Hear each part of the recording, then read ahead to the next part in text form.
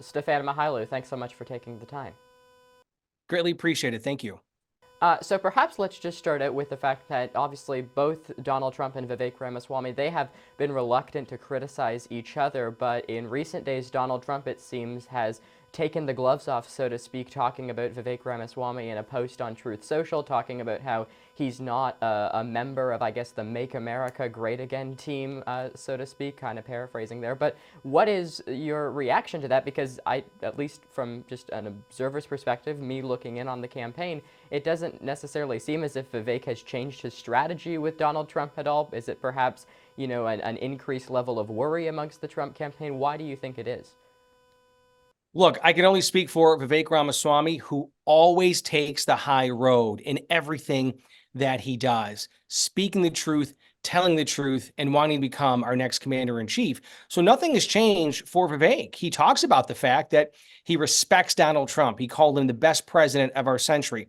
Remember, when Donald Trump was prosecuted by politically motivated people in law enforcement and people in the legal profession, Vivek Ramaswamy was the one to stand up for him. He filed an amicus brief with the Supreme Court in the Colorado case saying, I'm standing up for the Constitution.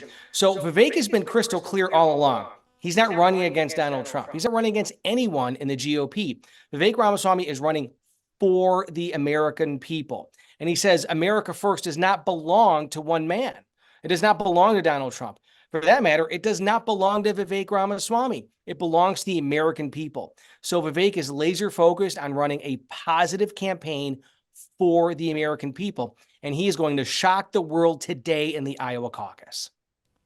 So let's perhaps talk about Iowa then, because of course all eyes are going to be on Iowa tonight as these caucus results start to pour in, and obviously Vivek is going to be holding his own event, as are the other candidates. Nikki Haley's in West Des Moines, along with Ron DeSantis and Donald Trump. I suppose I'm just curious though, because Vivek Ramaswamy over the course of the summer, his polling numbers were kind of increasing, but now they're decreasing around 4 or 5%. I'm not sure of the exact number, but there was the Des Moines Register poll that came out in kind of the final hours here of the campaign.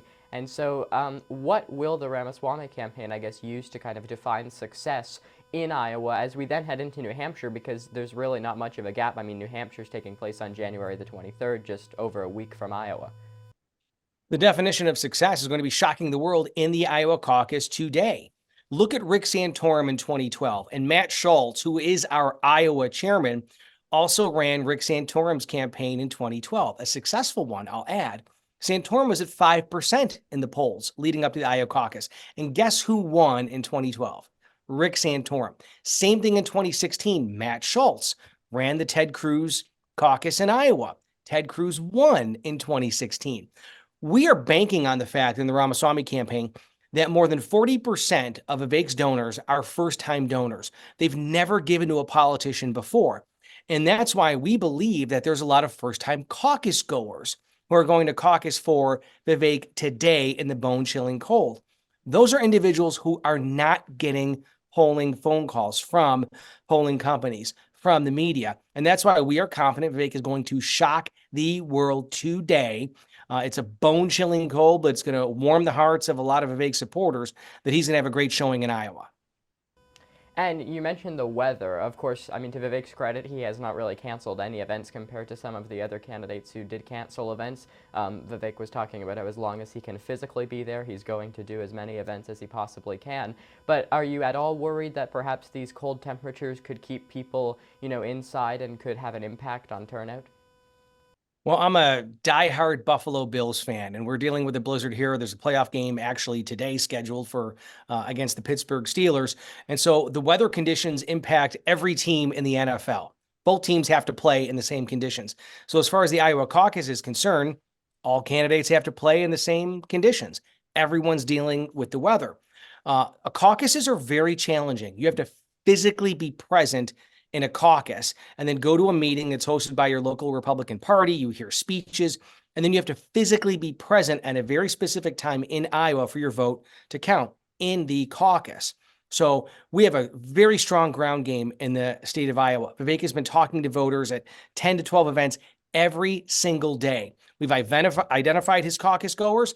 We're planning on getting them to the caucus, regardless of the wind chill in Iowa today. It is a challenge. It's a challenge that everyone faces, but we are ready for it. And just lastly here before we conclude, I mean, some of the references that have been made, of course, there was the debate in Des Moines. Vivek did not qualify for that debate. Instead, he did a town hall with Candace Owens on Timcast, which is obviously a popular podcast.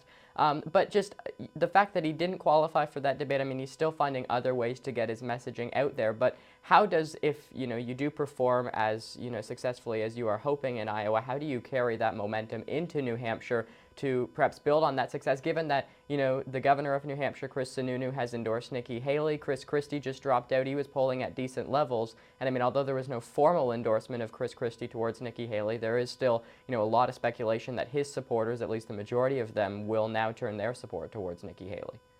The race for the White House is a marathon. It's not a sprint. And I'd mentioned the individuals who won the Iowa caucus in 2012 and 2016, Rick Santorum and Ted Cruz. They did not go on to win the presidency. There's a long line of individuals, both Democrats and Republicans, who won the New Hampshire primary, who did not go on to win the race for the White House. It's a marathon. It's not a sprint. Vivek, he's not lucky. He defines luck with another four-letter word, W-O-R-K, work, hard work. I've been in New Hampshire for the duration of the time leading up to today, the Iowa caucus. I'm going to be there all week. Our teams in New Hampshire have been hitting the ground, pounding doors, talking to voters. So while Vivek has been working incredibly hard in the state of Iowa, we on the ground in New Hampshire have been doing the same. So we take the momentum from shocking the world in the Iowa caucus, we build for a great showing in New Hampshire, and then move on to other states beyond to make sure that Vivek Ramaswamy is the next president of the United States.